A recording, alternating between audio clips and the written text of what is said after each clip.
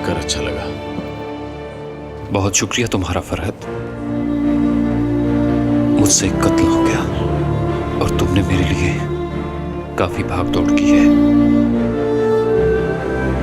लेकिन जानते हो क्यों हुआ? सिर्फ तुम्हारी वजह से फर्क पड़ा।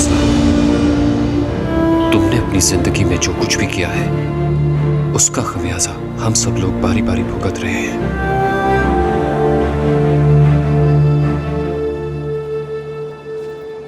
आपका बहुत बहुत शुक्रिया।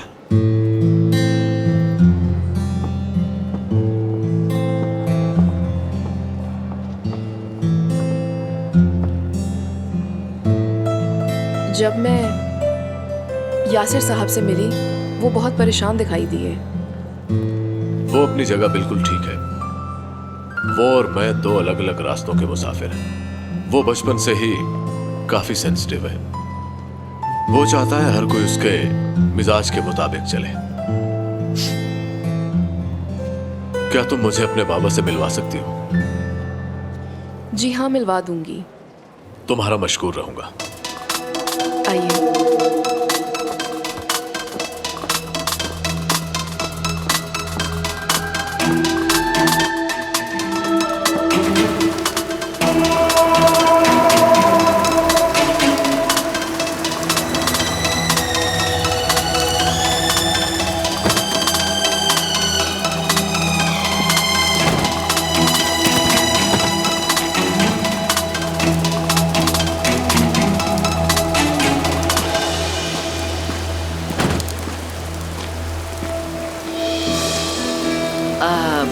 तुम्हें पता तो है जो तुमने काम करना है? जी मुझे मालूम है। मैंने आपके बेटे पर नजर रखनी है। मैंने ठीक कहा ना? कुछ देर पहले मैंने उन्हें गाड़ी में देखा। अच्छा, तुमने देखा? एक लड़की उनके साथ देखी मैंने। अच्छा, तो ऐसी बात है। गाड़ी के शीशे बंद थे और मैं लड़की को पहचान नहीं सका। याद रखना, जो कुछ भी देखो मुझे फौरन इत्तला कर देना। अब तुम सारी बात समझ गए हो ना? जी बिल्कुल समझ गया हूँ। आप फिक्र ना करें, मैं उनके पीछे साए की तरह रहूंगा। ठीक है। ये कुछ पैसे रखो। तुम अपना काम जारी रखो और भी पैसे मिलेंगे तुम्हें। बस तुमने आबिद पर नजर रखनी है। जी ठीक है, ऐसा ही होगा।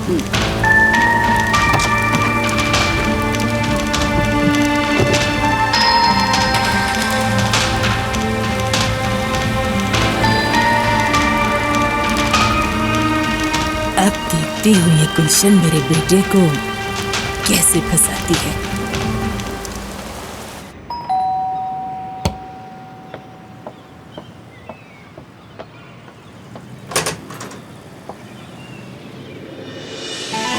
यासिर, तुम आ गए।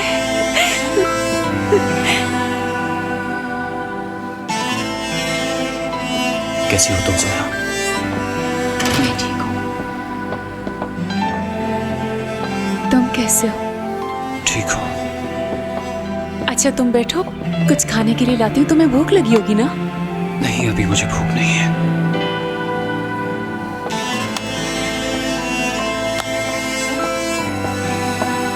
देखो यासिर, सब ठीक हो गया है। जो कुछ भी हुआ है उसे भूलने की कोशिश करो। ज़ोया, एकदम ये नहीं भुला सकता। जब तक केस चलेगा जॉब भी नहीं कर सकता। तो अब हम क्या करेंगे यासिर? अब तो तुम बाहर आ गए हो, तो तुम्हारी नौकरी पर पाबंदी क्यों लगाई गई है? हाँ बताओ ना। देखो, अगर ये सब ऐसा ही रहा तो हमारे घर का सारा निजाम रुक जाएगा ना। फरहत का यही एहसान है कि उसने तुम्हें रिहा करवाया। आंटी और गुलशन भी यहाँ आई थी, उन्होंने भी अपना फर्ज निभा दिया। कई बार कहा है कि मेरी फैमिली से दूर रहा करो। देखो ज़ोया, अगर वो घर में आ ही गई थी तो तुम्हें उन्हें अपने घर में रखने की क्या जरूरत थी? मैं अपनी फैमिली के साथ ताल्लुक नहीं रखना चाहता तो तुम उनके साथ ताल्लुक क्यों बढ़ा रही हो?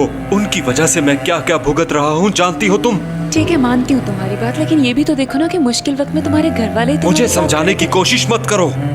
ठीक है, जैसे तुम कहते हो। तो क्या मैं तुमसे अब कोई बात भी नहीं शेयर कर सकती? अब वो घर आ गई थी तो क्या उनको बाहर निकाल देती? देखो, अगर कोई दुश्मन भी घर आ जाए तो उसकी नीयत को देखते हैं कि वो कैसी है और उसको घर से बाहर नहीं निकालते। वो हमारे दुश्मन नहीं बल्कि अपने हैं। उन्हें घर में रख के मैंने कुछ गलत नहीं किया। वो तो मुश्किल वक्त में हमारा साथ देने आए थे यासिर। उनकी वजह से आज मैं कातिल बन गया। फरहत खुद तो कातिल था ही, अब मुझे भी बना दिया। आबरू की दुश्मनी उसी से थी। आंखें बंद करूं तो आबरू नजर आती है। आसिल की जान बचाने के लिए मुझे आबरू को गोली मारनी पड़ी। आजाद तो मैं हो ही गया, लेकिन अब अपने ज़मीर की कैद में हूं।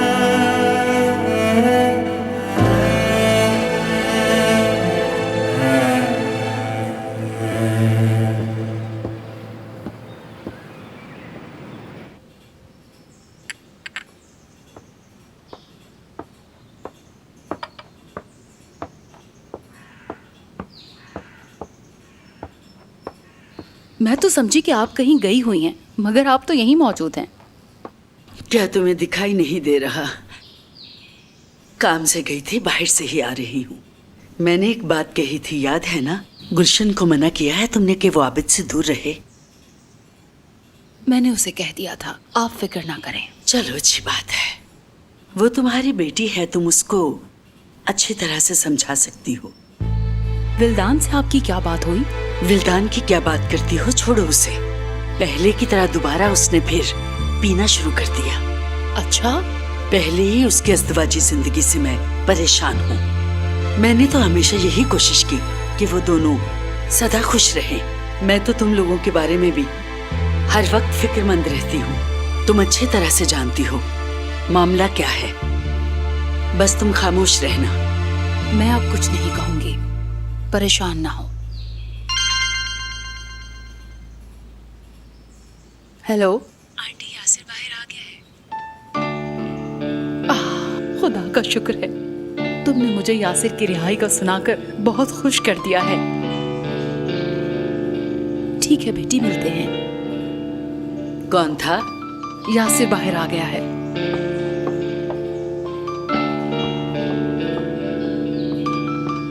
चलो, ये मसला भी हल हो गया।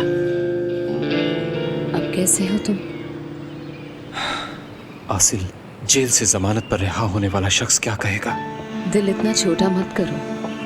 तुमने जो भी किया मुझे बचाने के लिए किया ना यासिर। तुम्हारा तो कोई कसूर नहीं, मुजरिम नहीं हो तुम। हकीकत नहीं बदल सकती आसिल। अब दुनिया की नजर में एक कातिल हूं मैं। तुमने कोई कत्ल नहीं किया, एक मुजरिम को मारा है। अगर तुम उसे ना मारते तो वो मुझे मार देती। तुमने अपनी आंखों से देखा कि उसने किस तरह से मेरे सर पर गन तान रखी थी, और तुम ये भी जानते हो कि उसका ताल्लुक कितने बड़े क्रिमिनल गैंग से था। आसिल बिल्कुल ठीक कह रही है। इसे बचाने के लिए तुमने आबरू को गोली मारी थी। अगर आसिल को कुछ हो जाता तो फिर क्या सोचते तुम? फिर भी तुम्हारा ज़मीर तुम्हें मलामत जरूर करता। हम तुम्हें इस तरह परेशान नहीं देख सकते। प्लीज खुदा के लिए अपने आप को अजीज मत दो। चलो अब तुम अपना मूड ठीक करो यासिर। आबरू का ताल्लुक शाहीन सहगल से था। उसकी वजह से उसने ये किया। और नेमत का ताल्लुक भी शाहीन से बहुत गहरा था। ठीक कहा तुमने, यही हकीकत है। शाहीन और नेमत साहब का ताल्लुक वाकई गहरा था, लेकिन इस तरह से आबरू का बीच में आना मुझे हैरान कुन लगता है। शाहीन की मौत भी पुरअसरार है। किसी को नहीं पता। और उसकी लाश ना जाने कहाँ गायब हो गई। मैं अब चलती हूँ, अपनी फैमिली की तरफ तवज्जो दो। कहाँ जा रही हो तुम? मुझे ज़रा हॉस्पिटल जाना है। चलो मैं भी तुम्हारे साथ चलती हूँ, मुझे बाजार जाना है, इकट्ठे चलते हैं। ठीक है। यासिर, फरहत तुम्हारे लिए बहुत परेशान था। वो तुमसे बहुत प्यार करता है, जानते हो तुम। मैं तुम्हें सच बता रही हूँ। शुक्रिया, तुम यहाँ आई। चलो जोया, हम चलते हैं। ठीक है।